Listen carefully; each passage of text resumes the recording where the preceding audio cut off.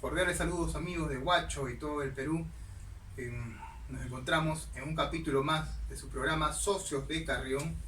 En esta ocasión nos encontramos con el ingeniero Pablo Flores Ponce, representante de la ONG Instituto Tierra y Mar, ONG que desarrolla proyectos sociales en contribución de la población y integrantes, ¿no? Bienvenido, ingeniero Pablo. ¿Qué tal? ¿Cómo estamos?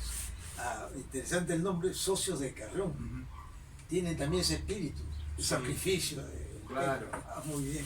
Sí, lo bueno es que hay dos carriones, ¿no? Justamente ayer ha sido día de la medicina peruana. Claro.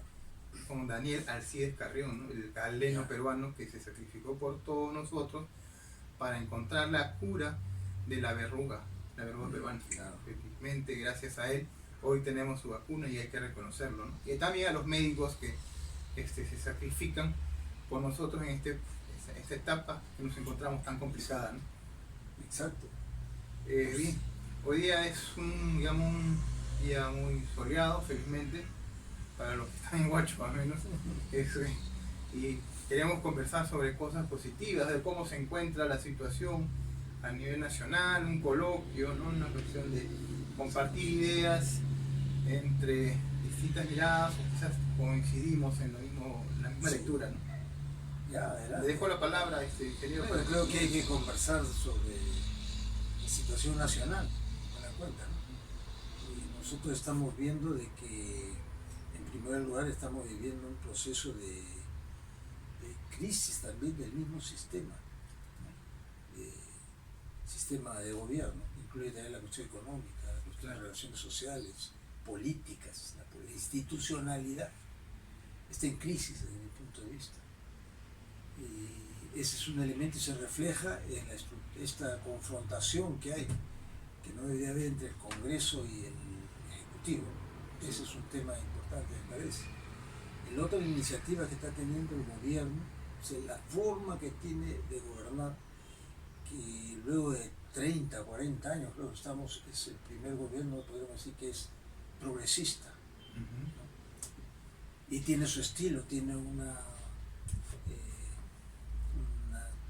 marco de desarrollo de su formación política que tiene que ver con la cuestión rural, ¿no? No es el hombre de la ciudad, claro. No es el intelectual que conocíamos, que debatía, no, es un agricultor, es un comunero, un provinciano, y bajo esa lógica es que está gobernando, ¿no?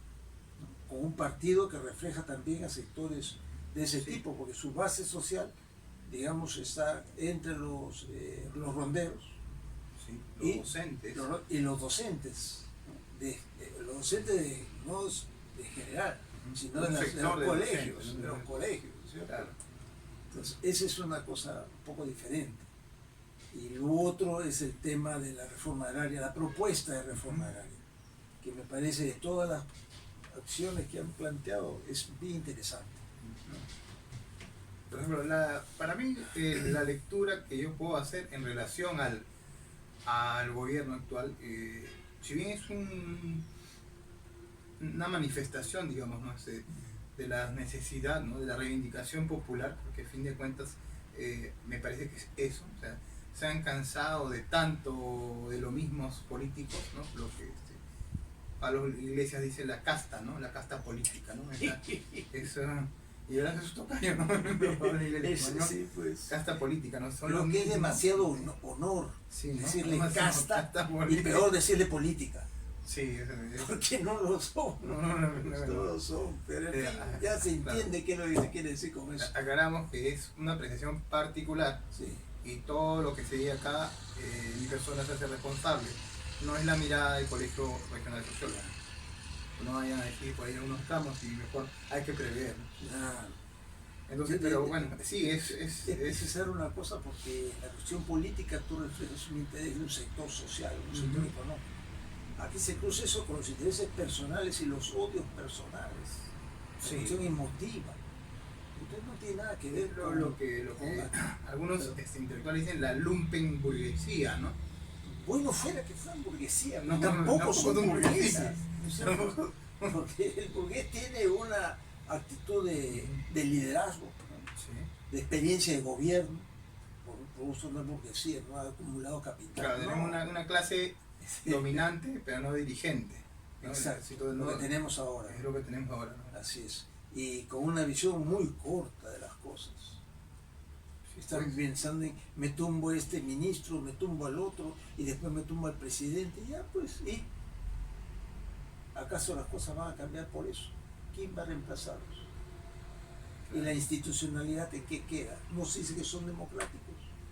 Entonces, entienden la democracia a partir de que, como ellos hacen bulla y escándalo, tienen la verdad, ¿no? Y asumen y quieren hacer creer que son mayoría, pero y que sus votos reflejan la mirada de la mayoría de los peruanos, y hay que ser también un poco ingenuos en analizar, ¿no? O sea, no es la mirada es de un porcentaje de la población que votó, quizás o no de forma errada, yo asumo que es errado, pero votó porque quiso esa opción, pero ellos consideran que eso ya es de por vida, ¿no? O sea, que porque ya votaron por ti, te corresponde hacer todo lo que te dé la gana, ¿no? Y me parece que no es tan mecánico, o sea, es una cuestión, digamos, más dinámica, ¿no? O sea, en tu momento votaron a ti porque pensaron que eres la opción adecuada. Votar, pero las cosas no son así estáticas ni permanentes, ¿no? Hace 10 años, evidentemente, era una mayoría electoral, ¿sí? Pero hoy día no lo son. Claro.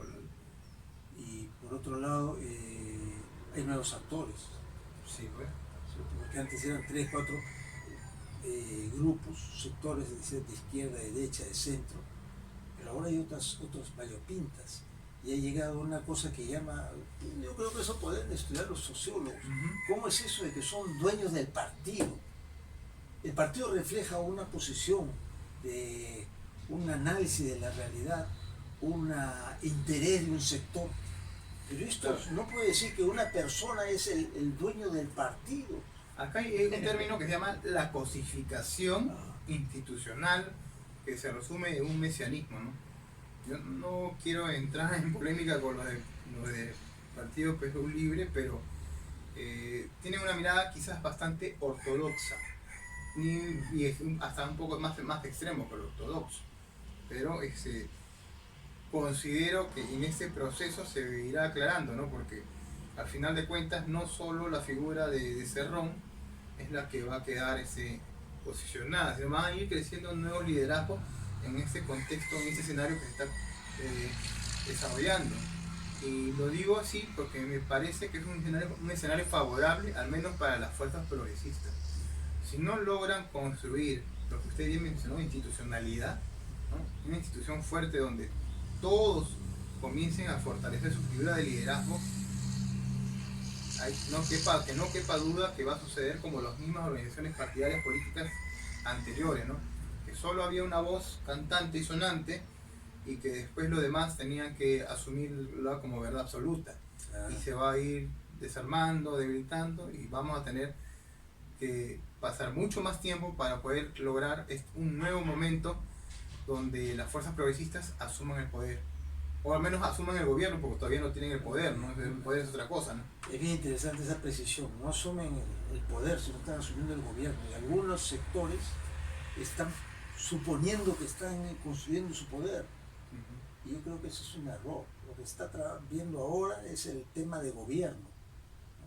Cómo pueden dirigir este monstruo que se llama el Estado Nacional, el Estado Perú, no nacional tampoco, el Estado del Perú, por decirlo así.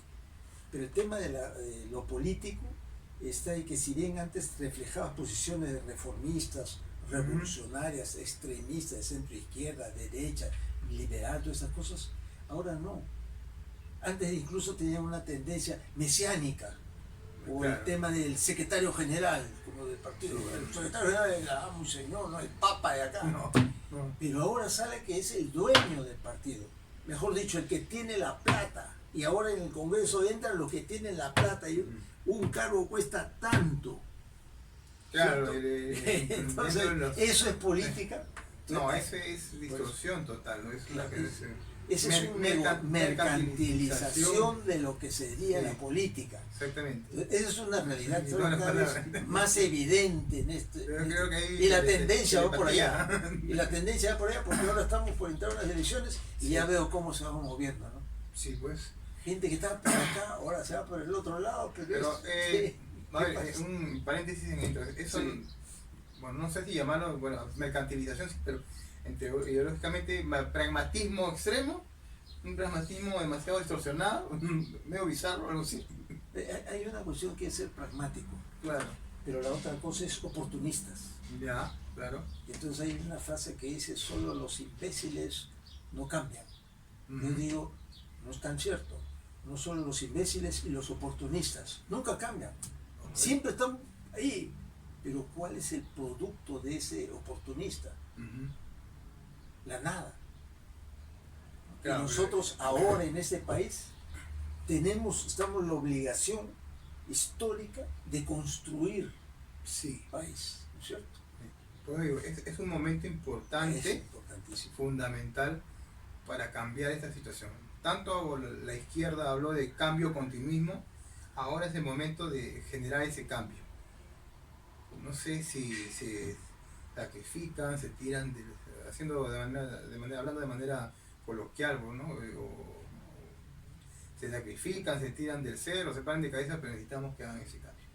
Porque, insisto, de lo contrario, lo que en la historia se llama este proceso de acumulación se va a desvanecer y va a generar un doble esfuerzo para poder generar otro proceso de acumulación políticamente hablando, y llegar nuevamente a un escenario de tener por lo menos un gobierno, ¿no?, nacional. Ahora, no sé, y me parece que el siguiente gobierno no va a ser ni progresista, ¿no? No sé por qué intuyo, espero equivocarme, ¿no? Porque a pesar de que la derecha lo está que lo golpea y muchas de las cosas son falsas, también hay que reconocer que ciertas cosas son reales, ¿no? Hay muchos errores por parte del gobierno actual, propiamente, ¿no?, de un partido que no ha sido nunca gobierno, pero tiene que comenzar a ser autocrítico.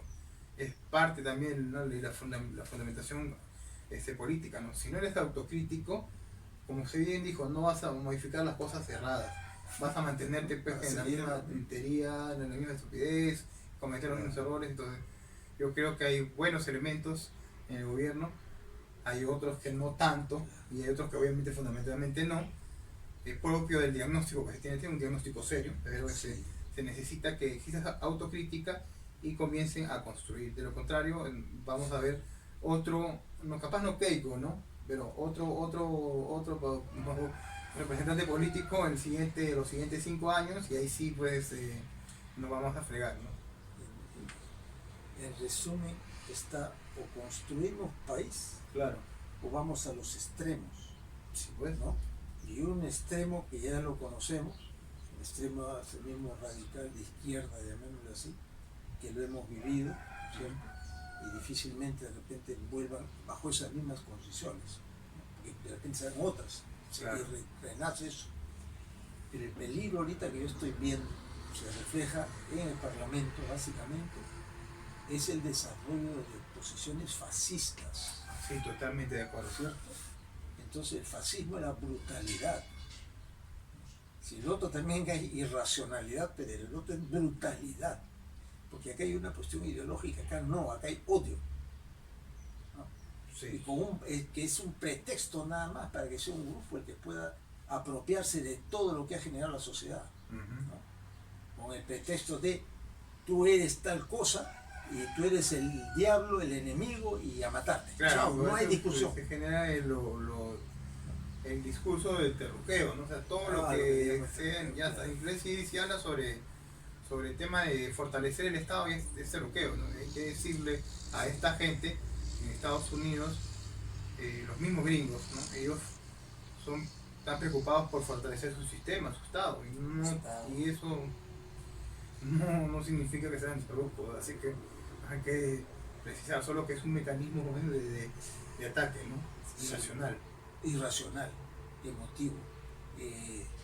como le llaman, con el cerebro reptiliano, ¿cierto? Ahora, Lo más primitivo del ser humano está reflejándose allí. Ahora, irracional, pero por los que, digamos, que están en el Congreso, porque hay una élite, obviamente, y no creo que en Perú esté exceptuada una pequeña élite bien reducida, que maneja sus hilos, ¿no? Vinculada a una élite, digamos, mundial, ¿no?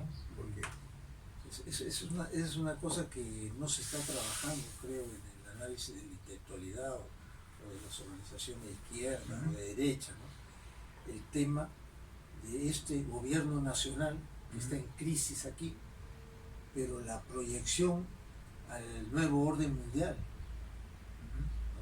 ¿no? En el cual no son los partidos o los estados los que van a dirigir el desarrollo global, ¿no? Ni siquiera es una casta, un sector político, es un grupo de empresarios de intereses de 50, 60 personas que se creen dueños del mundo, y un reflejo de ese poder es lo que ha pasado con las redes digitales y la caída, ¿no? Yo soy el dueño de esa tecnología, por si acaso, y mira lo que te puedo hacer, ¿ya? Y no te lo hago a ti de las redes sociales, eso que andan tirando piedras, haciendo bulla en las calles, ¿no? No le hablo a ustedes que son los burócratas del Estado, le hablo a ustedes también, miembros de las Fuerzas Armadas, y todos los que tienen información, yo lo tengo, claro, ¿no es cierto? Y entonces a mí tienes que respetarme, no quieres respetarme, te lo apago, y ¡pum!, te ponen una prueba. Por decir, es un escenario, te pagan el foco, es un escenario que tiene que hacernos reflejar. Puede que eso no sea cierto, pero es una posibilidad. ¿Por qué? Porque no existe un Estado nacional, no tenemos esa independencia, esa libertad de manejar nuestra propia información y nuestros propios intereses, porque hay alguien o una empresa que puede articular o desarticular esta forma de organización para crear lo que tú has planificado. Claro, y en todo caso ya estaríamos cayendo pues en el escenario, ¿no?, apocalíptico de las películas como Terminator, ¿no? O sea, no sé, es donde te cortaban un sistema manejado por un grupo de personas creados para dominar a todos los demás y que se mantenga dependientes y subordinados, ¿no? Y aunque parezca paranoico o conspiranoico, pero es parte de la realidad, es un sistema, ¿no?, pequeño como el nuestro, que está vinculado a un sistema mundial que lo determina ciertas acciones, ¿no? Claro, y hay que verlo de esa manera, ¿no? Son diferentes escenarios, eso es un escenario que se puede dar, pero hay indicadores y hay condiciones también de planeamiento, hay condiciones. El otro tema es la obsolescencia, por ejemplo, de los equipos. La tecnología, ese es el otro tema. Sabes que, compadre, yo te vendo tecnología, pero mi tecnología está para que dures a lo mucho un año, exagerando, ¿no? Claro. Y después tienes que comprarme otro. Claro. Entonces, ¿quién es el que manda acá? El que vende. Tú tienes toda tu información en tu cassette, en tu CD o en tu, ¿cómo se llama esta? USB, pero ahora ya va a la nube. Sí, pues. ¿Dónde está la nube? Está en Estados Unidos. Entonces, ¿qué capacidad tienes tú de decidir tu destino? ¿Dónde está tu libertad? Tienes libertad para poder comprar tu pistola para matarte, ¿no? Eso se da en torno a una realidad en la cual el Perú, por ejemplo, son varias naciones, no es una sola. Tú no puedes decir que uno del oriente de Iquitos es igual que un arequipeño, o un trujillano es igual que un puneño. Tienen visiones diferentes, son naciones, y lo que estamos en un proceso de articulación, de construcción de esa realidad en un territorio que fue el eje de la dominación y que hasta ahora lo arrastramos. La cuestión del racismo no es gratuito. A veces la gente de repente no sabe que aquí en Lima, en la época de la colonia, habían 32 clases de negros. Lima era casi una ciudad africana. Y no pasaba nada porque había una división, separación de los negritos, de los negros, de los afrodescendientes, tan perfecta de dominación que tranquilos. La independencia del Perú, ¿quién hizo? ¿Los peruanos? No, vinieron venezolanos, colombianos, argentinos, chilenos, ¿cierto? Ingleses, inglés y francés, masones, que tienen una visión diferente. Claro, entonces, hay que recordar que también eso, si bien los contribuyeron, pero los ingleses, los franceses, y otros no vinieron porque sean los buenos de la película, no sean los superhéroes, sino que ellos vinieron porque estaban compitiendo una hegemonía mundial. Claro, acababa de caer el reino de España, ¿no es cierto? Sí, Ya Napoleón lo había conquistado España. Entonces las colonias están en una situación de debilidad. Entonces, ¿Quién chapa? ¿Quién la agarra? ¿No? ¿Quién la agarra? ¿Lo agarró la casta de acá? No. Ellos querían replicar su situación, reivindicar sus derechos de España, pero no construir una nación acá. Entonces, por eso fue fácil controlarla. Y ahora la realidad nuestra es qué clase de dirigente tenemos en el Perú para que pueda orientar los destinos del país de acuerdo a nuestras necesidades. ¿Existe? ¿No? ¿Qué es lo que pasa? Pero es una cosita nada más. Existe un grupito que habla sobre la libertad, esas cosas, ¿no? Pero hay una tremenda caja de resonancia que son los medios de comunicación y un diario, una familia dueña de eso. Comercio. ¿Cierto? Entonces, y que hace las cosas que parece que fueran mayoritarias. Tú prendes tu televisor, todos los canales la misma noticia. Claro, ese es el monopolio de los medios, ¿no? Todos te ponen asaltos, violaciones, atracos, todas esas cosas. Y todo lo malo que hace el gobierno. ¿No? Sí, pues. Y critican al gobierno, esto no hay seguridad. Perdón, ustedes han tenido 30 años por lo menos en el gobierno. ¿Qué han hecho porque no se des inseguridad? ¿Ah? Ahora, y ahora critican 2 meses y quieres que lo solucione. No, es complicado. Yo tenía una tesis sobre justamente la inseguridad ciudadana, porque en sí es una percepción, porque si bien los indicadores son elevados, pero no estamos como ciudades, por ejemplo, de México, ¿no? O ciudades en Venezuela, ¿no? Que al margen del régimen político que hay mucha violencia, o ciudades como en Brasil, las favelas, ¿no? Donde prácticamente la policía militarizada es la que ingresa a esos lugares. Acá no, acá siquiera puedes tomarte la molestia, digamos, hacer un tour, digamos, ¿no? Como un youtuber para pasear en la zona brava de Cayo con un acompañante. Pero ya pues intenta ingresar, ¿no? Allá la cabeza o el narco, ¿no? De la favela te dice, ¿sabes qué? Ya sabes que tú estás en la entradita de tu territorio, ¿no? O sea, y es que son círculos, bueno, son cinturones de seguridad que él pasa la voz de ahí hasta el jefe. Ese pata no entra, ¿no? Y si entra, pues tiene que ser solo las Fuerzas Armadas o las Fuerzas Policiales Armadas, como en Brasil. Sí. Que hay una película que se llama Tropa de Élite, Boca, donde sale el Boca, con las calaveras negras, ¿no? Que ellos ya saben que si los mandan ahí, sí o sí tienen que morir, o bien ellos, o bien los narcos, porque de lo contrario, pero tienen que apaciguar las cosas. Y tanto así, que por ejemplo, casos similares en El Salvador, que es otra realidad caótica, peligrosísima. El Estado ha tenido que sentarse a negociar con las maras, ¿sí? Que son clanes delincuenciales, ¿no? que gobiernan ciertos sectores de la población del país, ¿no? Y como si fueran sus propietarios. Pero también fueron producto no solamente de un sistema de gobierno económico, de la libre empresa en sus extremos. Fue resultado de la descomposición de la guerra civil que hubo. Y ¿no? de la guerra, que esa juventud no tuvo alternativas. Entonces yo te pregunto, ¿qué son los ninis? Los que no estudian, los que ni estudian ni trabajan. ¿Cuántos son en el Perú? ¿Qué porcentaje de jóvenes hay? 20%. ¿Hay condiciones para eso o no? Sí, hay enormes condiciones. Ponle a eso otra cosa. Para tener éxito ahora es tener plata. Antes teníamos que estudiar en la universidad, trabajar duro para tener plata. Ahora hay una alternativa. La coca o la droga, ¿no es cierto? Claro, por eso es que en la realidad de Trujillo, por ejemplo, habían 8 bandas, y ojalá que me escuchen, porque me moriría en Trujillo, La Libertad, habían 8 bandas cuando yo estaba en 2008, hasta 2008, 2009, por ahí, de las cuales el 50% estaban conformadas por menores de edad.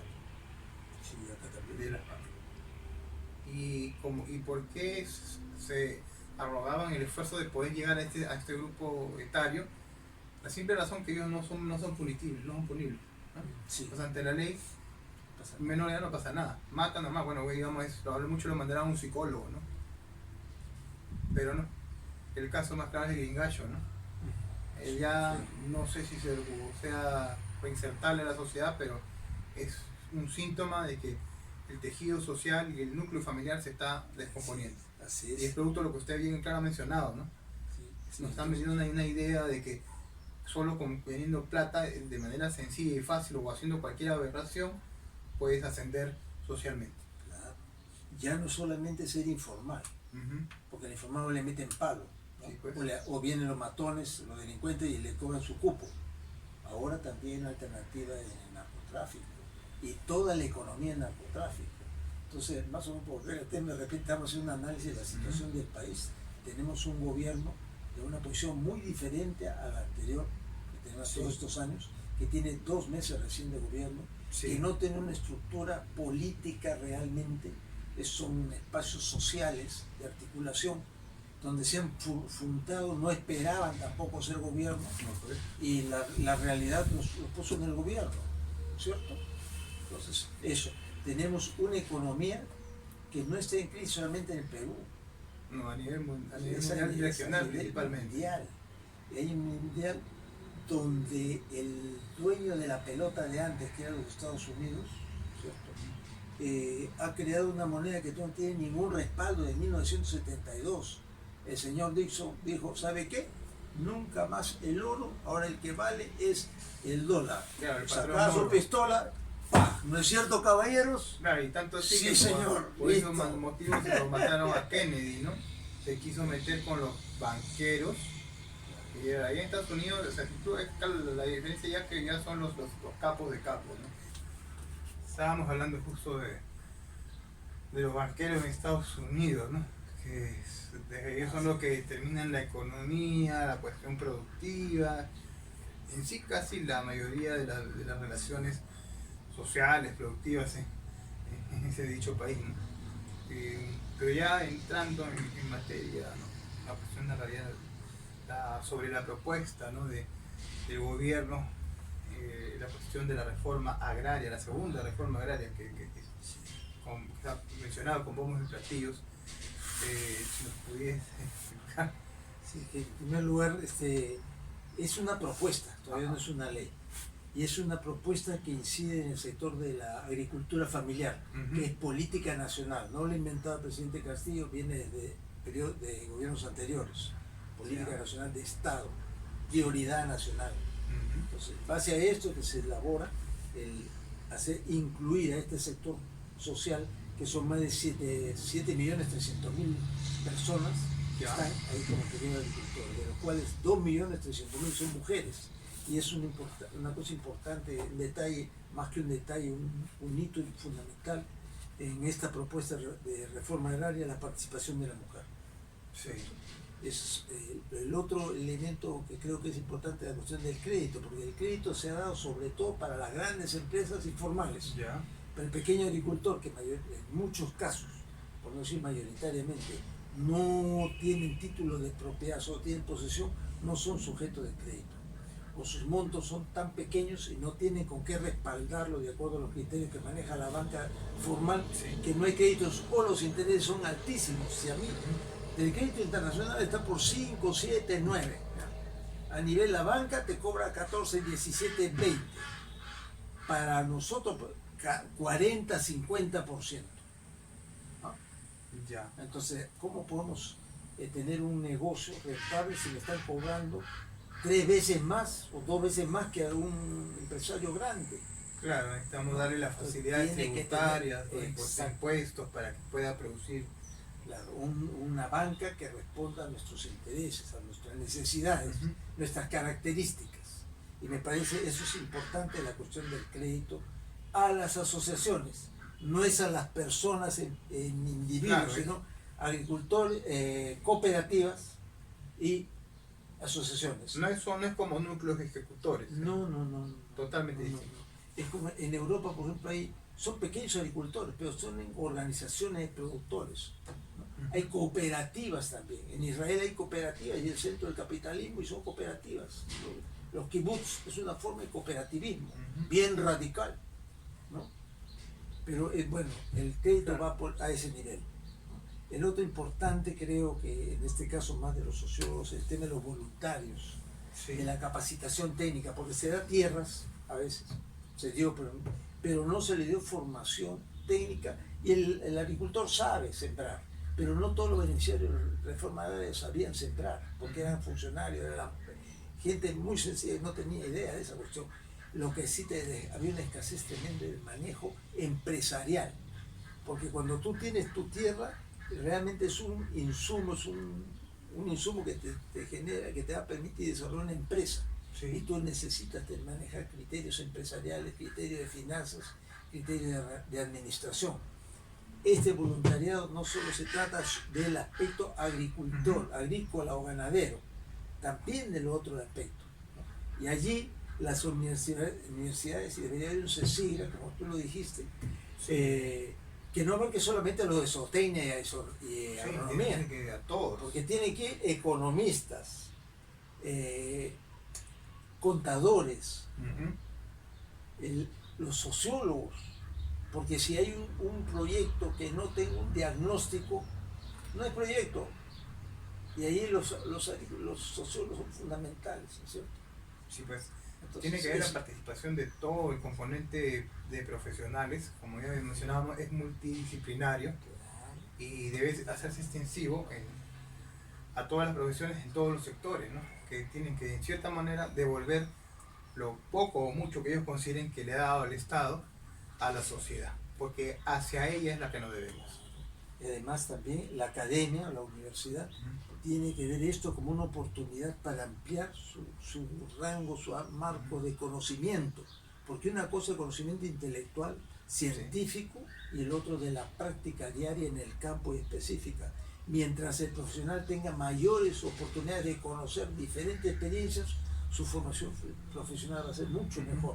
Y la universidad le compete, porque hay un elemento que no está en esta reforma agraria, ¿no? Pero que es fundamental, que es el tema de la investigación. No solamente cuestión de tecnología.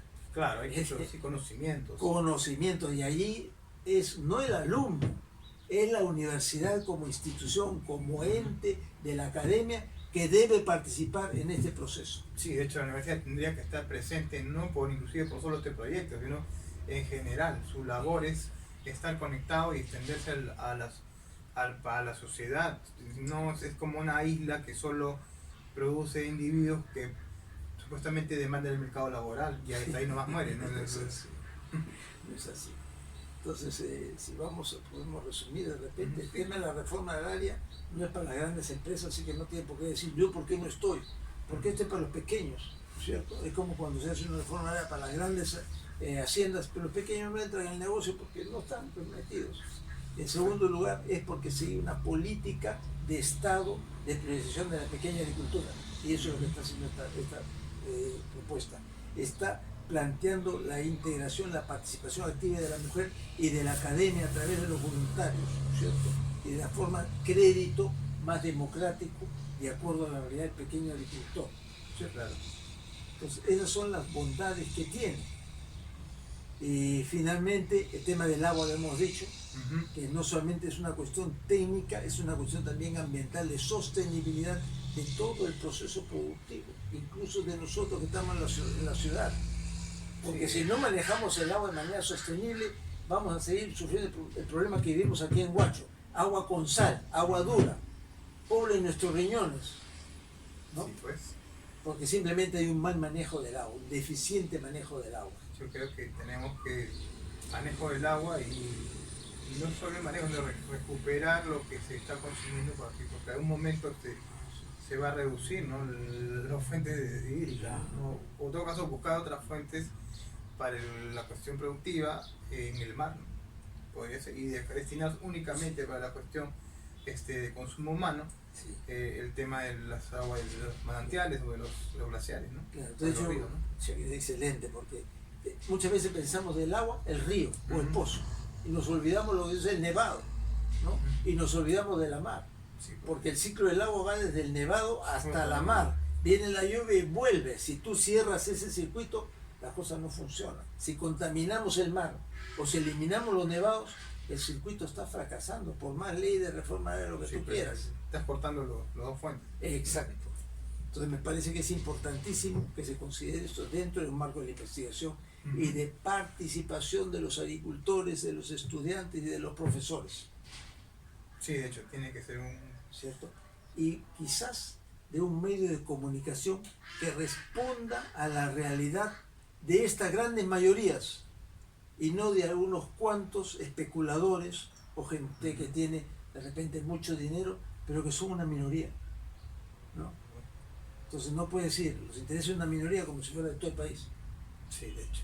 ¿no? Aquí en esta propuesta están planteando un enfoque inclusivo de un Claro. sector fundamental que además, y debe saberlo la gente, Ujú. es dueña del más, o tiene posesión de más del 80% de la propiedad agraria, incluyendo a las cooperativas campesinas, a las comunidades campesinas, que muchos las ningunean, pero no saben el tremendo potencial que tiene el futuro, con este cambio climático más todavía. Y además, dentro de ese periodo de pandemia, son los que han permitido garantizar la olla. La vacuna que dijimos, ¿no? La La mejor vacuna que es la O11A, La o olla. olla. La olla. Listo, ingeniero. Esa es nuestra vacuna. Palabras de cierre, ingeniero. Mira, yo quería agradecerte primero a ti y a todos, el Colegio de Sociólogos por esta oportunidad, porque muchas veces no se ve, pero mira la tremenda importancia que tiene un sociólogo. Ustedes manejan todos esos aspectos, pero nosotros somos ignorantes y desconocemos, pues, ¿no? Entonces Claro. me parece que eso es mi agradecimiento, que me ha permitido compartir algunas ideas, y yo sé que ustedes con su ciencia y su conocimiento lo pueden ampliar, difundirlo más. Gracias a usted. Bueno, eso sería todo por hoy. Muchas gracias. Hasta la próxima. Chao.